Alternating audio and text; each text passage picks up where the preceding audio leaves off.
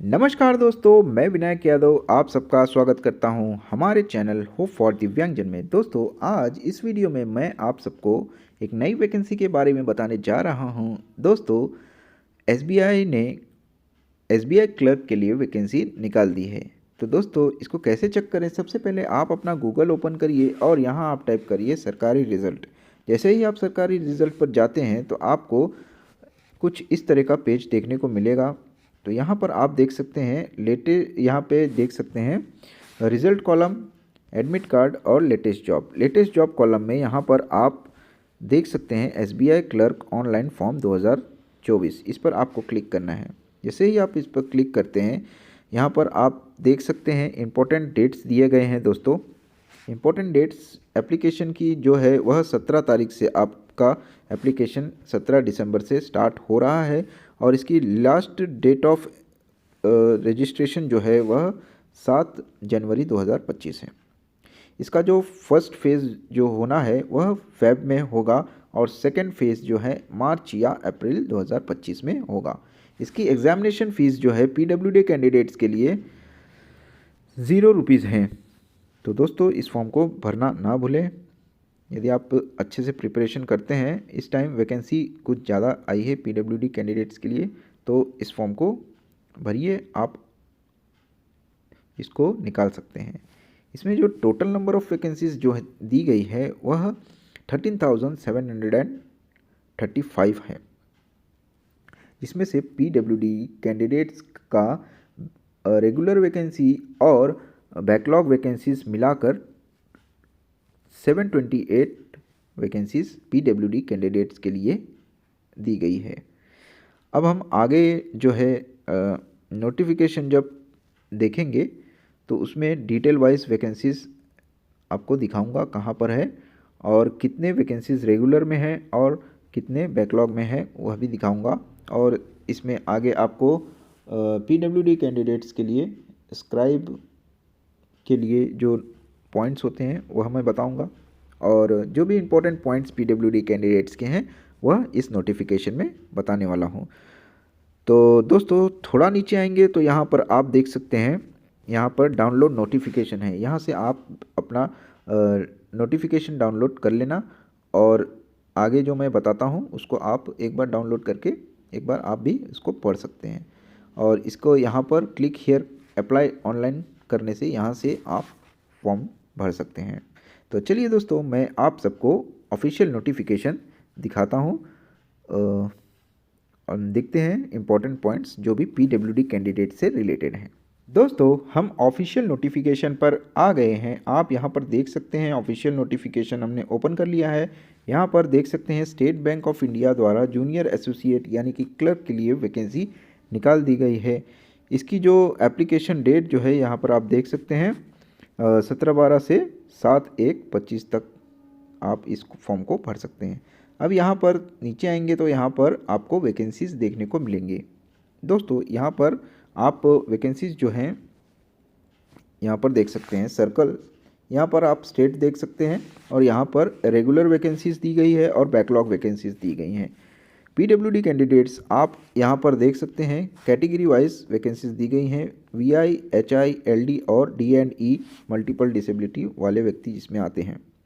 यहाँ पर regular vacancies भी हैं और पीडब्ल्यूडी के लिए बैकलॉग वैकेंसीज भी हैं। तो रेगुलर वैकेंसीज जो हैं यहाँ पर आप टोटल देख सकते हैं। वीआई कैंडिडेट्स जो हैं उनके लिए 159 है।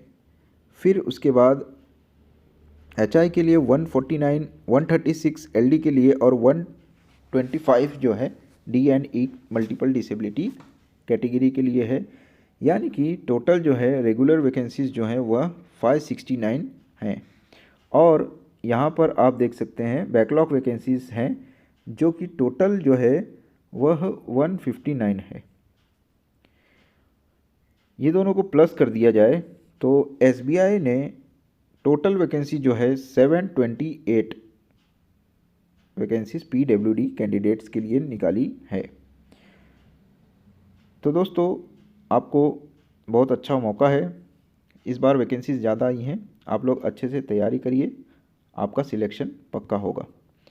उसके बाद दोस्तों, थोड़ा नीचे आएंगे तो यहाँ पे एज लिमिट के बारे में आपको दिया गया है।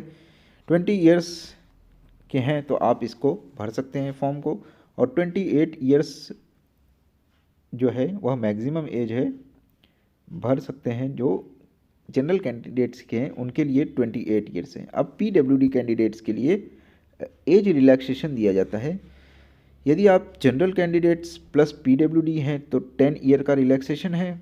यदि आप पीडब्ल्यूडी एससी और एसटी से आते हैं तो आपको 15 ईयर का रिलैक्सेशन है।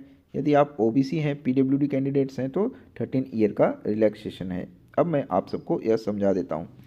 28 ईयर्स जो है वह जनरल लोगों के लिए होता है। अब 10 ईयर का रिलैक्सेशन दिया जाएगा जो जनरल पीडब्ल्यूडी कैंडिडेट्स हैं, यानी कि 38 ईयर्स तक के आप हैं तो इस फॉर्म को भर सकते हैं। ठीक है दोस्तों। अब यदि आप पीडब्ल्यूडी एससी और एसटी से आते हैं तो 15 साल का रिलैक्सेशन दिया जाता है, यानी कि आप 43 साल के हैं तो इस फॉर्म को भर सकते हैं। ठीक है। यदि आप ओबीसी से हैं तो 13 ईयर का रिलैक्सेशन दिया जाता है। तो यदि आप 41 साल के हैं ओबीसी से तो आप इस फॉर्म को भर सकते हैं। यह रहा एज के बारे में। और अब यहाँ पर आप देख सकते हैं पर्सन विथ डिसेबिलिटी जो हैं उनको 4% रिजर्वेशन दिया जाता है। अब कौन कौन से व्यक्ति इस फॉर्म को भर सकते हैं, तो यहाँ पर दिया गया है बेंचमार्क डिसेबिलिटी। जो ब्लाइंड और लो विजन से आते हैं वह व्यक्ति भर सकते हैं। डेफ और हार्ड ऑफ हियरिंग वाले व्यक्ति भर सकते हैं। और यह लोकोमोटर डिसेबिलिटी जिसको हम ऑर्थोपेडिक बोलते हैं वह, उसमें 1 arm both leg, 1 leg both leg, cerebral palsy, leprosy cure, dwarfism, acid attack victim, muscular dystrophy, spinal deformities and spinal injury without any associate neurological dysfunction वाले व्यक्ति भर सकते हैं। अब डी कैटेगरी में autism, spectrum disorder, intellectual disability, specific learning disability, mental illness वाले व्यक्ति भर सकते हैं। अब यहाँ पे फंक्शनल रिक्वायरमेंट जो है यह होना चाहिए: sitting, walking, manipulation of fingers, reading, seeing, hearing और कम्युनिकेशन। तो आप इस फॉर्म को भर सकते हैं। अब यहाँ पर हर एक कैटेगरी के डेफिनेशंस दिए गए हैं यहाँ पर, जैसे कि विजुअली इम्पेयर्ड में 2 कैटेगरीज ब्लाइंडनेस और लो विजन वाली दिए गई है। हार्ड ऑफ हियरिंग दिया गया है। और यहाँ पर लोकोमोटर डिसेबिलिटी यहाँ पर दिया गया है 1 arm both arm, 1 leg both leg affected वाले व्यक्ति भर सकते हैं। और ध्यान रहे यहाँ पर दिया गया है यदि आपका 1 आर्म बोथ लेग वाली कैटेगरी है तो आपका नॉर्मल बायलैटरल हैंड फंक्शनिंग होना चाहिए, तब आप फॉर्म भर सकते हैं। अब इसमें डेफिनेशन दिया गया है: लेप्रोसी क्योर्ड का मतलब क्या है, cerebral palsy, dwarfism, muscular dystrophy, acid attack victim, और DNE जो मल्टीपल वाले व्यक्ति आते हैं उनके लिए हैं। यहाँ पे specific learning disability, mental illness, autism और मल्टीपल डिसेबिलिटी जो ऑल अबाउ एनी, मतलब एनी 2 डिसेबिलिटी हो तो वो मल्टीपल डिसेबिलिटी में आते हैं। अब ध्यान रहे दोस्तों, जो यह रिजर्वेशन दिया जाता है वह 40% जो है आपकी डिसेबिलिटी होनी चाहिए। यहाँ पे दिया गया है, यहाँ पे आप देख सकते हैं 40% डिसेबिलिटी होनी चाहिए, और 40 के ऊपर कितना भी हो आप फॉर्म को भर सकते हैं, 40 से नीचे नहीं होनी चाहिए। अब दोस्तों यहाँ पर स्क्राइब के बारे में दिया गया है। यहाँ पर दिया गया है डिसेबिलिटी 40% तो होनी चाहिए। अब कौन कौन से व्यक्ति इस स्क्राइब का कैंडिडेट्स यूज़ कर सकते हैं, जो कि ब्लाइंड कैंडिडेट्स होते हैं, लो विजन वाले, जिनको देखने में दिक्कत है, वह व्यक्ति स्क्राइब यूज़ कर सकते हैं। और जिन व्यक्तियों का राइट हैंड अफेक्टेड होता है, जिससे उनकी स्पीड स्लो होती है, वह व्यक्ति स्क्राइब यूज़ कर सकता है। तो यहाँ पर कुछ कंडीशन होते हैं स्क्राइब के, तो यहाँ पे एक एक कंडीशन दिया गया है। तो यहाँ पे आपको दिया गया है both the candidate and the scribe will have to give a suitable undertaking. एक फॉर्म अंडरटेकिंग दिया जाएगा जिस पर स्क्राइब अपना पासपोर्ट साइज़ फ़ोटो उस पर लगाना होगा और उस पर दोनों को साइन करना होगा। ठीक है दोस्तों, उसके बाद 20 मिनट एक्स्ट्रा दिया जाएगा जो भी व्यक्ति स्क्राइब ले रहे हैं। And next point is candidate will have to arrange their own scribe, यानी कि आपको अपना खुद का स्क्राइब आपको ले जाना होगा। Next point, any candidate who is not eligible to use scribe as per the guideline referred above uses scribe in the online examination shall be disqualified, यानी कि आप की जो भी कंडीशन है ऊपर वह उससे अलावा आप यूज़ कर रहे हैं स्क्राइब, तो आपका जो है आगे अगर पकड़ा जाते हैं तो आपको डिस्क्वालीफाई कर दिया जाएगा। नेक्स्ट पॉइंट है, any candidate who is using scribe should ensure that he is eligible as per the guideline. आप एलिजिबल हो एज पर द गाइडलाइन, आप सुनिश्चित करके ही आप स्क्राइब यूज़ करना। यहाँ दिया गया है एनी वायलेशन अगर होता है तो आप डिस्क्वालीफाई होंगे, remove from the service without notice after joining the bank.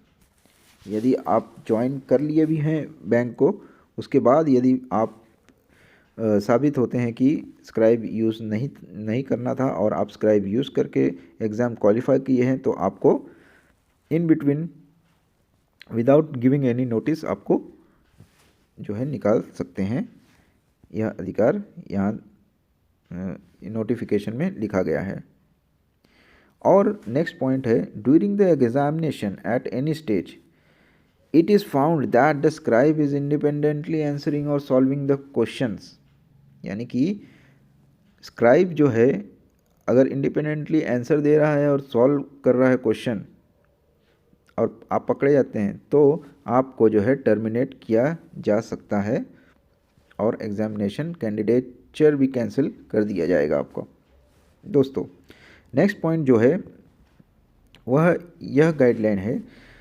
यह गाइडलाइन पास हुई थी जो फरवरी 2013 में ministry of social justice and empowerment में, जिसमें कि person having less than 40% disability और उनको राइटिंग में इफेक्ट है तो वह एक अपेंडिक्स 1 फॉर्म जो आता है वह गवर्नमेंट डॉक्टर से साइन कराकर स्क्राइब यूज़ कर सकता है, but they will not be eligible for the reservation. सिर्फ यह स्क्राइब के लिए दिया गया है जिनके हाथ में अफेक्टेड हो और उनको यह फॉर्म देना होगा। दोस्तों अब यह सब बात रही आपके स्क्राइब के बारे में। अब जो है सिलेक्शन प्रोसेस जो है वह यहाँ मैं बता रहा हूँ। इसमें 2 स्टेजेस होंगे, एक होगा प्रीलिम्स एग्जामिनेशन और सेकंड जो है वह मेंस एग्जामिनेशन होगा। प्रीलिम्स में जो है 3 सब्जेक्ट्स आएंगे, इंग्लिश आएगा, मैथ्स आएगा और रीजनिंग आएगा। 100 मार्क्स के होंगे, 100 क्वेश्चंस। देन फेज़ 2 जो होगा वह मेंस एग्जामिनेशन, इसमें जनरल अवेयरनेस, इंग्लिश, मैथ्स और रीजनिंग होगा 200 मार्क्स के। उसके बाद जो है यदि आप यहाँ पर दिया गया है जो स्टेट से हैं वहाँ पे आप का लोकल लैंग्वेज होता है वह आपको आना ज़रूरी होता है। यह आप देख सकते हैं मीडियम ऑफ एग्ज़ाम्स यहाँ पे स्टेट दिया है और यहाँ पे लैंग्वेजेस दी गई है। इसके बाद जो सेकंड स्टेज एग्ज़ामिनेशन क्वालिफाई करता है, यदि आप 10th और 12th स्टैंडर्ड आपने जो पढ़ा है उसमें उस स्टेट की लोकल लैंग्वेज अगर रहती है तो इन दैट केस आपको एग्ज़ाम जो है लोकल लैंग्वेज की नहीं देनी होगी। यदि आपको 10th और 12th में वह सब्जेक्ट नहीं है तो आपको जो है लैंग्वेज का एक टेस्ट देना पड़ेगा आफ्टर फेज़ 2 ज्वाइनिंग से पहले। उसमें आप क्वालिफाई होते हैं तो आपको फाइनल अलॉटमेंट लेटर दिया जाएगा। तो दोस्तों यह नोटिफिकेशन आप डाउनलोड एक बार कर लीजिएगा, यहाँ पे दिया गया है, सारा पढ़ लीजिएगा। जो जो मेन पॉइंट्स थे मैं बता दिया हूँ। यहाँ पे प्रोविज़न पीरियड दिया गया है कि यदि आप ज्वाइन करते हैं तो 6 महीना आपका प्रोबेशन पीरियड रहेगा। उसके बाद यहाँ पे ट्रेनिंग ये सब के बारे में दिया गया है, और फीस के बारे में यहाँ पर आप देख सकते हैं। PWD कैंडिडेट्स के नील यानी कि 0 रुपीज़ है, आपको 1 भी रुपया नहीं भरना है। आप इस फॉर्म को भरिएगा, टाइम से पहले भर देना और प्रिपरेशन अच्छे से करिए दोस्तों। आप एक बार यह डाउनलोड करके आप अपने तरफ से एक बार पढ़ लीजिएगा। एंड ऑल द बेस्ट दोस्तों, आप सभी अच्छे से प्रिपरेशन करिए और SBI में सिलेक्शन लीजिए। तो दोस्तों आज का वीडियो यहीं समाप्त करता हूँ। धन्यवाद, आपका दिन शुभ हो।